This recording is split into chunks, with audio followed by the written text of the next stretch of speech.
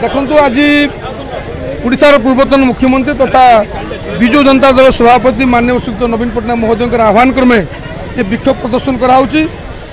आज आह्वान दिया भारतीय जनता पार्टी इलेक्शन समय जो प्रतिश्रुति देते भला भला नागरिक भोट हाथापी जो सब प्रतिश्रुति देते से प्रतिश्रुति पालन से करें से खिलाफ कर निकट में आप देखिए जो भत्ता बढ़िया से इलेक्शन मैनिफेस्टो देते प्रत्येक भत्ताधारी को से 3000 भत्ता कर बढ़ेबे ता सहित जो मैंने 80 वर्ष ऊर्ध्व से 3500 करेंगे। निकट में कैबिनेट निष्पत्ति जे 80 वर्ष ऊर्ध्व लोक को 3500 देवे ताले बाकी बड़का लोक कुआड़े जी इलेक्शन समय आप प्रतिश्रुति देते समस्त को 3000 टका भत्ता देवे।